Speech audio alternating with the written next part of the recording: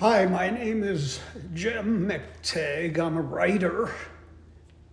I'm not here to discuss my terrible haircut. That's a conversation for another day involving a haircutter who is a total idiot. But I am here to give you a concrete example of the promises and the perils of artificial intelligence. I'm not here to sell a book. I want you to visit the site to listen to a sample of the audio book because it'll demonstrate my premise about the promises and perils of artificial intelligence. So this is the book, one of my 3 murder mysteries. I'm holding it up so you can see the spelling of my name. It's McTagg, which are the 2 worst pejoratives that you can call an Irishman. You know, they're either a dirty Mick or a dirty Tag. My name is McTagg, but that's a conversation for another day. Today we're talking about the promises and perils of artificial intelligence. So I'm self-published. I consider myself an authorpreneur. And I decided at one point that I should have audiobooks, even though audiobooks are a small percentage of total book sales. Total book sales in the United States this year will be about $16.5 billion. Audiobooks will be about $2.5 billion.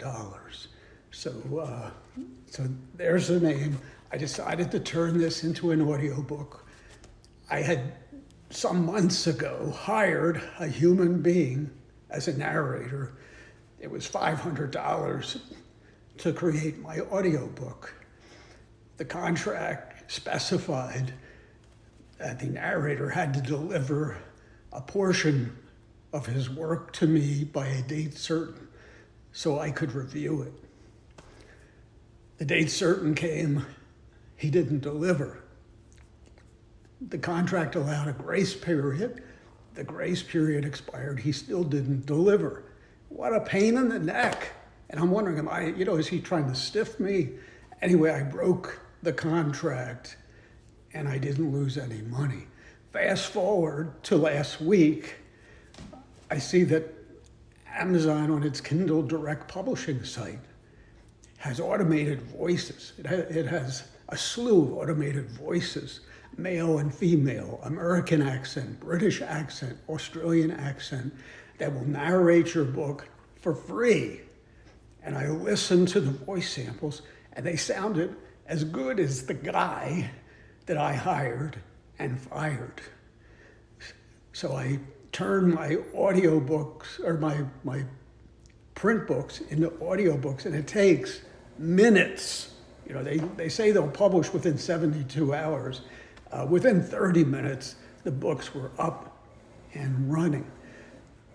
And so, I've put a human narrator out of a job, and there are hundreds of people out there, former actors, radio people that do this for a living. And quite frankly, they're like the horseshoe makers of yore. There's just not going to be demand for the product because the free product is too good and it's going to get much better. So I feel badly about that. However, it's amazing because I had no apprehension, no pressure, no problems with a low producer. So it was the perfect employee. And the overhead cost for my entrepreneurship was $0 to make an audiobook. So what I want you to do is if you go to Amazon and search my name, Jim McTagg, just put Jim McTagg in books in the search bar, and then novels will come up. And if you go to the audiobook, it offers a free sample.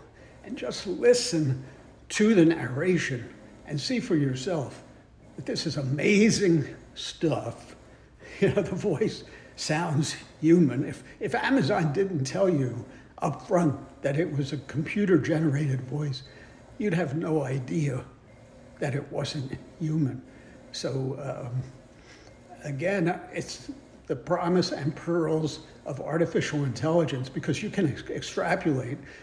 This is just one narrow industry, the book narration industry, but it's going to happen to thousands of industries. And this is quite different. The type of creative economic destruction we've seen in the past was more narrow. So for example, when Henry Ford introduced mass production for the Model T and cars became ubiquitous, it affected the horse and carriage trade, but it didn't affect the entire American economy, except it actually boosted the economy by encouraging the spread of mass production. But this artificial intelligence simultaneously will impact hundreds of thousands of industries. Now, what I see after this initial period of disruption is the emergence of cottage industries, which means that you and me and the guy next door will figure out how to use artificial intelligence to make a product that people want, and we'll do it from our homes, or we'll start small businesses. So it could be a remarkable reinvention modeled on medieval times. The other thing the debate should start, should artificial intelligence be paying into the unemployment fund now? Because, these billionaires who are making even more billions off of artificial intelligence are going to be putting hundreds of thousands of people out of work, and those people will need, for a time, a safety net, until they can adjust, and until the brave new world of cottage industries that I foresee actually establishes itself. So there's grounds for debate as well. So anyway, I'm astounded. And if you do what I say and visit my book site and just listen to the audio sample, you too will be astounded.